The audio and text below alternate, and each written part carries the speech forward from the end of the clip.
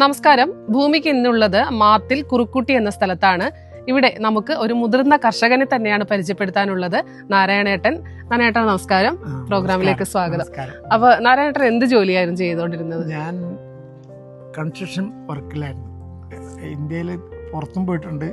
ആദ്യം പുറത്ത് ഇറാൻ എന്ന് പറഞ്ഞ സ്ഥലത്താണ്. അപ്പോൾ എന്നെ ആദ്യമായിട്ട് പണ്ട് 80-ന്റെ അടുത്ത് 72, 73 ആ കൊല്ലം ഞാൻ ഇറാനിലേക്കാണ് പോയിട്ടുണ്ടായിരുന്നത്. അപ്പം വന്നിട്ടാകുമ്പോൾ എൻ്റെ പേര് തന്നെ ഇറാൻ നാരായണൻ എന്നാണ്. നാരായണൻ്റെ പേരാണ്, പക്ഷേ ഇറാൻ നാരായണൻ അറിഞ്ഞാൽ എന്നെ മനസ്സിലാവണം. ഇറാൻ നാരായണൻ, നാരായണന്മാർ കുറേ ഉണ്ടല്ലോ. അപ്പം എന്നെ മനസ്സിലാക്കാൻ ഇറാൻ നാരായണൻ തന്നെ വിളിക്കുന്ന എല്ലാവരും. എനിക്ക് വരാതില്ല. ഞാൻ എൻ്റെ ജീവിതം തന്നെ ഈ കരുപ്പിടിപ്പിച്ചത് ഇറാനിലത്തെ കാശുണ്ടാകും. ഇവിടെ ഒന്നും കിട്ടൂല. നമുക്ക് ജീവിക്കാൻ തന്നെ വലിയ ബുദ്ധിമുട്ടായിരുന്നു.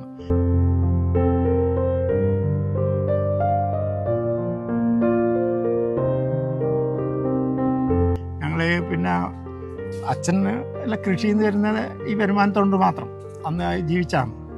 പിന്നെ അവിടെ വന്നു പോയി വന്ന് കുറച്ച് സാമ്പത്തികമായിട്ടെല്ലാം കുറച്ച് ഇതായി. പിന്നെ ഓൾ ഇന്ത്യയിൽ എല്ലായിടത്തും കൺസ്ട്രക്ഷൻ വർക്കിൽ ഞാൻ പോകുമായിരുന്നു. ലാർസൻ ആൻഡ് ട്യൂബ്രോ എന്ന് പറഞ്ഞ കമ്പനിയിലായിരുന്നു ഞാൻ ഉണ്ടായിരുന്നത്. ആ കമ്പനി ത്രൂ തന്നെയാണ് ഞാൻ ഇറാനിലേക്ക് പോകുന്നത്.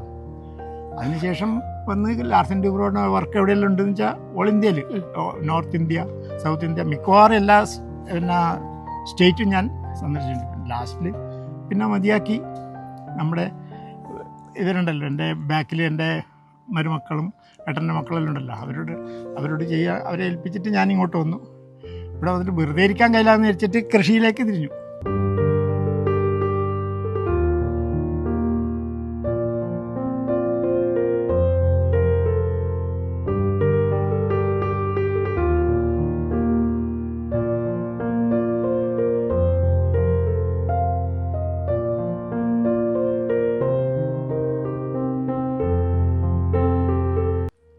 അങ്ങനെയാണ് കർഷക കുടുംബം തന്നെയായിരുന്നു ഞാൻ ജീവിച്ചത്. ഇതിനെ പറ്റിയിട്ടുള്ള എനിക്ക് ഏകദേശം അറിയായിരുന്നു. കൃഷി എനിക്കൊരു ഭയങ്കര ഇൻട്രസ്റ്റിങ് ഇതും കൂടെ താല്പര്യം, കൃഷി ചെയ്യാൻ വലിയ താല്പര്യം ഉണ്ടായിരുന്നു. അതുകൊണ്ട് ഇത് ഇപ്പോൾ പിന്നെ ആദ്യം ഈ ജൈവ കൃഷിയിലേക്ക് തിരിഞ്ഞിട്ടില്ല. ജൈവ കൃഷി പിന്നെ ഇതാക്കുന്ന ജൈവത്തിൻ്റെ ഇത് കഴിച്ചതിന് ശേഷം അതിൻ്റെ ടേസ്റ്റ് നോക്കിയതിന് ശേഷമാണ് എനിക്ക് ജൈവ കൃഷിയാണ് മറ്റേതിനെക്കാട്ടി നല്ലതെന്ന് തോന്നി. പക്ഷെ ചെറുപ്പത്തിൽ കഴിച്ചിട്ടുണ്ടല്ലോ. എൻ്റെ ചെറുപ്പത്തിൽ ഇതിൻ്റെ കണ്ടിയും കാമ്പ് നിന്നിട്ടാണ് ഞാൻ വളർന്നത്. അപ്പം പിന്നെ അതിനോടുള്ള ഒരു താല്പര്യം എനിക്ക് കൂടി വന്നു. ഇപ്പം ഇതിലൊക്കെ വെട്ടിത്തെളിച്ച് ജൈവ കൃഷിയിലേക്ക് തിരിഞ്ഞിട്ടില്ല. ഇപ്പം ഫുള്ളായിട്ട് ജൈവം തന്നെയാണ് ഞങ്ങൾ ചെയ്യുന്നത്. ഇപ്പൊ എത്ര വയസ്സുണ്ട്? എനിക്കൊരു 80 വയസ്സായിപ്പം. അപ്പൊ എന്നിട്ടും പിന്നെ നല്ല അധ്വാനത്തോടെ കൃഷി കൊണ്ടുപോകണം. അധ്വാനം എന്ന് പറഞ്ഞാൽ എനിക്ക് കൂടുതലും ഇപ്പം അധ്വാനിക്കാൻ പറ്റില്ല. പക്ഷെ ഇൻട്രസ്റ്റിങ് വേറെ ആളെ വെച്ചിട്ട് എനിക്ക് ചെയ്യാൻ പറ്റുള്ളൂ. എനിക്ക് അങ്ങനെ അധ്വാനിക്കേണ്ട അത്ര കഴിവൊന്നുമില്ല. അപ്പം വേറെ ആൾക്കാരെ കൂട്ടിയിട്ട് ചെയ്യാൻ താല്പര്യമാണ്. അത് പിന്നെ ജൈവം ഇതിൽ ചെയ്തു കഴിഞ്ഞാൽ വരുന്ന തലമുറക്കെങ്കിലും ആസ്പത്രി കൊടുക്കുന്ന പൈസ കുറച്ച് സേവ് ചെയ്യാൻ പറ്റും എന്നുള്ള ഒരു ഇതിലാണ്. നമ്മളിപ്പം ഈ ജൈവത്തിൽ കുറച്ച് കോസ്റ്റ്ലിയാണ്. മറ്റത് കഴിച്ചിട്ട് നമ്മൾ ആസ്പത്രി പോയി കഴിഞ്ഞാൽ ഈ നമ്മൾ ലാഭിച്ചതെല്ലാം അവിടെ കൊടുക്കേണ്ടി വരും, ആസ്പത്രി കൊടുക്കണം. അതാരും മനസ്സിലാവില്ല. 4-5 കൊല്ലത്തിന് ശേഷം ഇങ്ങനെ പോകുന്ന വിചാരിച്ചിട്ട് ആൾക്കാർ അറിയുന്നില്ല. അവർ അറിയുന്നില്ലല്ലോ ഇതാണ് കാരണം. അപ്പോൾ ഇന്ന് പിന്നെ ഞാൻ നോക്കിയെടുത്തോളം നമ്മുടെ നാട്ടിലാണ്, ഞാൻ നോർത്ത് ഇന്ത്യയിലെല്ലാം പോയിട്ടുണ്ട് പറഞ്ഞില്ലേ, ആസ്പത്രിയിൽ തിരക്ക് കൂടുതൽ നമ്മുടെ നാട്ടിലാണ്.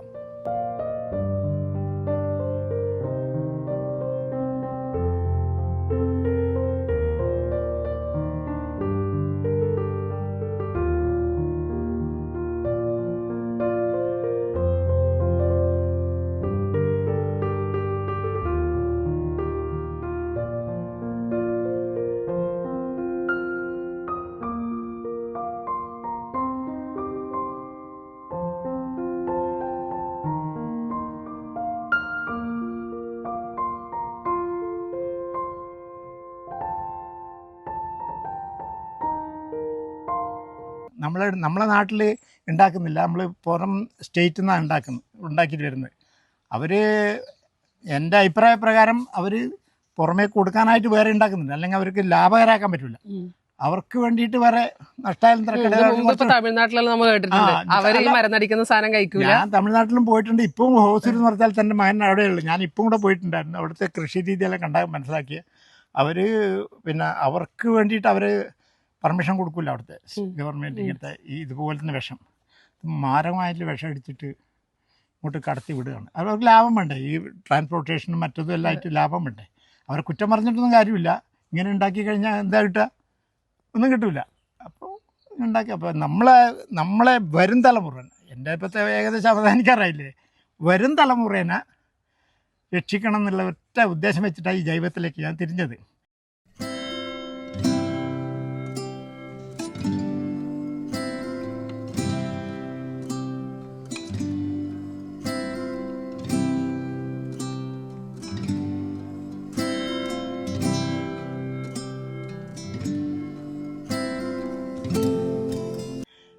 എന്നോട് പറ്റുന്ന എൻ്റെ ബന്ധുക്കളോടെല്ലാം പറയും, നിങ്ങളിനി ജൈവം ചെയ്താൽ മതി, മറ്റത് കഴിക്കേണ്ട. സ്വന്തം ആവശ്യത്തിന് നിങ്ങൾ അതാതെ വീട്ടിൽ അവനവന് ഭക്ഷിക്കേണ്ടതെങ്കിലും ജൈവം മാത്രം ചെയ്യും. കുറച്ച് കിട്ടിയാൽ അത് മതി. ഇനിയിപ്പോൾ കുറച്ച് കുത്തിയിട്ടൊക്കെ കാണും, ഏത് പിന്നെ മരുന്നടിക്കണമല്ലോ, ഇൻസെക്ടൈസ്, അത് കൂടുതൽ അടിച്ചു കഴിഞ്ഞാൽ നമുക്ക് കിട്ടും, കൂടുതൽ ഇതുണ്ടാവും. നമ്മൾ അത് 10 കിലോ ഉണ്ടാവുന്നത് നമുക്ക് 1 കിലോ ഉണ്ടാവുള്ളൂ അടിക്കാൻ. ജൈവാണെങ്കിൽ ജൈവ എന്നല്ല, ഈ മരുന്ന്, ഇംഗ്ലീഷ് മരുന്നുണ്ടല്ലോ നമ്മുടെ പിന്നെ ഇൻസെക്ടിസൈഡ്സ്, അത് അടിച്ചു കഴിഞ്ഞാൽ കൂടുതൽ കിട്ടും. കാരണം എന്ന് വെച്ചാൽ പ്രാണികളൊന്നും അധികം കുത്തൂല. പക്ഷെ അത് അധികം തിന്നിട്ട് നമുക്ക് കാര്യമില്ല.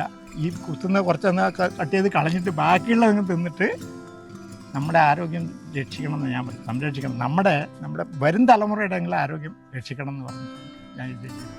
നാരായണൻ, ഇപ്പം ഇവിടെ ഒരുപാട് വാഴ, അതുപോലെ മീൻ വളർത്തൽ, അങ്ങനെ എന്തെല്ലാം കാണുന്നുണ്ട്. അപ്പം എന്തൊക്കെയാണ് ഇവിടെ ചെയ്യുന്നത് കൃഷി?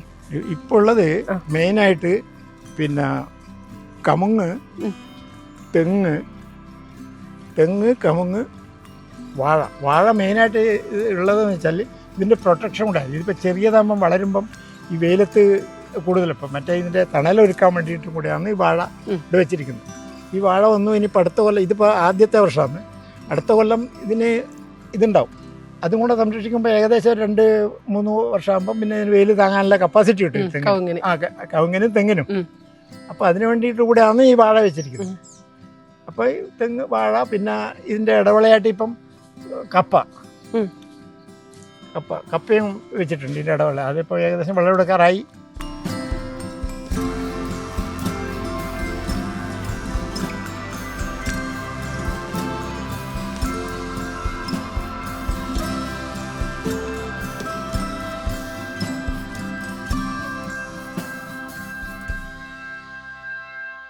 പിന്നെ കുറച്ച് പച്ചക്കറി കൃഷിയുടെ ഇടയിൽ ഈടെ ഇനി പച്ചക്കറി കൃഷി നടക്കൂല, തണൽ വന്നുകൊണ്ട് പച്ചക്കറി. അപ്പോൾ അതുകൊണ്ട് മേലെ തണലില്ലാത്ത സ്ഥലത്ത് ഞാൻ അങ്ങോട്ട് വ്യാപിപ്പിച്ചിട്ടുണ്ട് പച്ചക്കറി. ഇവിടെ ഇതന്നെ ഇപ്പോൾ ഈ കൊല്ലം ഇനി 2-3 കൊല്ലത്തേക്ക് ഇവിടെ ഒന്നും ചെയ്യാൻ പറ്റില്ല. ആ മുകളിൽ ഒരു 10-25 സ്ഥലമുണ്ട്, അവിടെയാണ് ഇപ്പം പച്ചക്കറി കൃഷി ചെയ്യാൻ ഉദ്ദേശിക്കുന്നത്. ഇനിയിപ്പോൾ അടുത്ത സീസണാകുമ്പം മഴക്കാലത്തെല്ലാം ചെയ്യാൻ വേണ്ടി പോകും. വേനൽക്കാലത്ത് അത്ര സക്സസ് ആവില്ല, വെള്ളം ഒരുപാട് ഉപയോഗിക്കേണ്ടി വരും. സ്പ്രിംഗ്ലറാണ് ഇപ്പോൾ ഉപയോഗിച്ചുകൊണ്ടിരിക്കുന്നത്, സ്പ്രിംഗ്ലർ ഉപയോഗിച്ചിട്ടാണ് ചെയ്യുന്നത്. അപ്പം പിന്നെ വേനൽക്കാലത്ത് ഒരുപാട് വെള്ളം ചിലവാകുന്നതുകൊണ്ട് പിന്നെ വർഷകാലത്തേക്കുള്ള പച്ചക്കറി ഉണ്ടാക്കാനാണ് ഉദ്ദേശം. അതിപ്പോൾ ഇത് കഴിഞ്ഞ ഉടനെ അവിടെ ഇപ്പോൾ ഉള്ളത് ചെറുപയറാണ്. ചെറുപയർ കൃഷി വിളവെടുത്താൽ ഇപ്പോൾ 1 മാസം കഴിഞ്ഞാൽ അത് വിളവെടുക്കാനാവും. വിളവെടുത്ത് കഴിഞ്ഞാൽ പിന്നെ അതിൻ്റെ ഇതുപോലെ ഇതാക്കിയിട്ട് പരിപാടിയാണ് ചെയ്യുന്നത്. അതുപോലെ നമ്മിപ്പം മുഷുവിന്റെ ഒരു വളർത്തൽ കണ്ടു. അതിപ്പോ വേറെ നമ്മിപ്പോ ഒരുപാട് സ്ഥലത്ത് പോയ സമയത്തൊന്നും ഇങ്ങനെ ഒരു മീൻ വളർത്തൽ കണ്ടിട്ടില്ല. അപ്പൊ അതിലൊരു വ്യത്യസ്തത തോന്നുന്നു ഇവിടെ കാണുമ്പോ. അപ്പൊ എന്താണ് ആ ഒരു മുഷു വളർത്തല്? അതിനെ കൊണ്ട് നമ്മൾ 2 ഇതുണ്ട് വെച്ചാൽ, ഇപ്പം ഇത് മേലെ ആയതുകൊണ്ട് ഇതിൻ്റെ അടിയിലെ കൂടെ പൈപ്പ് ലൈൻ വരുന്നുണ്ട്.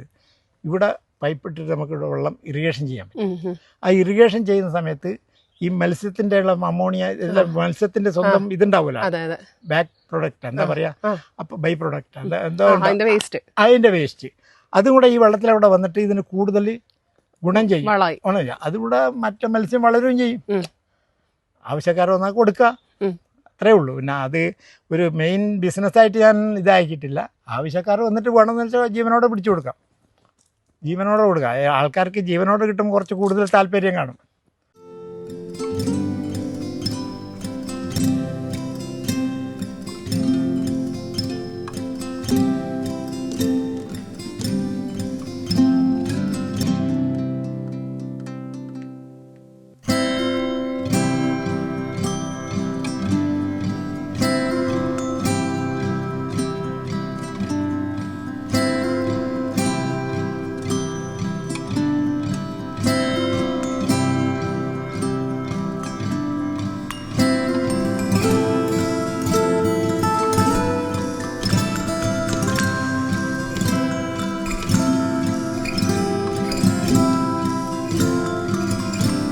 ഞാനാണ് സ്ഥിരമായിട്ട് പണിയെടുക്കുന്നത്. സ്ഥിരം പണിയാണ് ഇവിടെ. നാനാട്ടിന് ഫുൾ ജൈവ കൃഷിയാണ് നടത്തിക്കൊണ്ടിരിക്കുന്നത് ഫുള്ളായിട്ട്. പിന്നെ മൈസൂർ കുള്ളനാണ് വാഴ, പിന്നെ സ്വർണ്ണമുഖി എന്ന നേന്ത്രവാഴ, പിന്നെ എല്ലാവരും പച്ചക്കറികളുണ്ട്.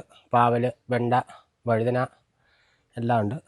എല്ലാ കൃഷികളും നടത്തിക്കൊണ്ട് പോകുന്നു. എല്ലാം ജൈവമാണ് ഫുൾ. ഞാനാണ് എല്ലാം ചെയ്യുന്നത് മൊത്തം. ഈ പറമ്പ് കുറേ വർഷം മുമ്പേ ഇത് പറഞ്ഞാൽ ഭയങ്കര കാട് കയറി കിടക്കുന്നതാണ് ഉണ്ടായിന്. ഇത് കുറേ വർഷമായിട്ട് ആരും ഒന്നും ചെയ്യാതെ കാട് കയറി കിടന്നൊരു പറമ്പാണ് ഉണ്ടായിന്. അത് അമ്മാവൻ എടുത്തിട്ട് ഇങ്ങനെ ആക്കിയത് പറഞ്ഞാൽ അമ്മാവൻ്റെ ഒറ്റ അധ്വാനമാണ്. ഇതിപ്പോൾ എല്ലാവർക്കും നാട്ടുകാർക്ക് കാണുമ്പോൾ ഒരു അത്ഭുതമായി ഈ പറമ്പ്. അത്രയും വലിയ മരങ്ങളും ഇതെല്ലാമായിട്ട് ആരും നോക്കാതെ ഇട്ടൊരു പറമ്പാണ് ഉണ്ടായി. അത് അമ്മാവൻ എടുത്തിട്ട് അത് ഇങ്ങനെ ചെയ്തു. അപ്പം നമുക്കും എല്ലാം നല്ല ഉപകാരമായി. അടുത്ത് ഇത്രയും നല്ലൊരു ഇത് വരുമ്പോൾ മയിലിൻ്റെ എല്ലാം ശല്യം ഒരുപാടുണ്ട്. അപ്പം നമ്മൾ രാവിലെ ഇവിടെ അടുത്തല്ലേ വീട്, അമ്മാവൻ കുറച്ച് താഴെയാണ്. അപ്പം നമ്മൾ രാവിലെ വന്നിട്ട് മയിലിനെല്ലാം നോക്കും. അപ്പോൾ ഈ വളപ്പിലേക്ക് ഒരു വരുമ്പോൾ ഒരു മനസ്സിനൊരു ഇത്.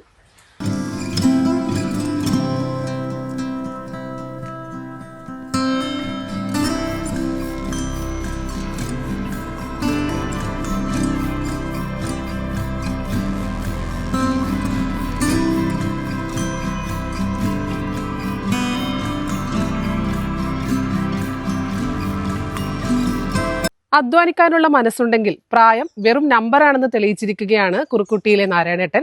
നാരായണേട്ടനെ പോലുള്ള വ്യക്തിത്വത്തെ ഭൂമികയിൽ പരിചയപ്പെടുത്താൻ സാധിച്ചതിൽ ഞങ്ങളും കൃതാർത്ഥരാണ്. കൂടുതൽ വിശേഷങ്ങളുമായി അടുത്ത എപ്പിസോഡിൽ കാണാം. നമസ്കാരം.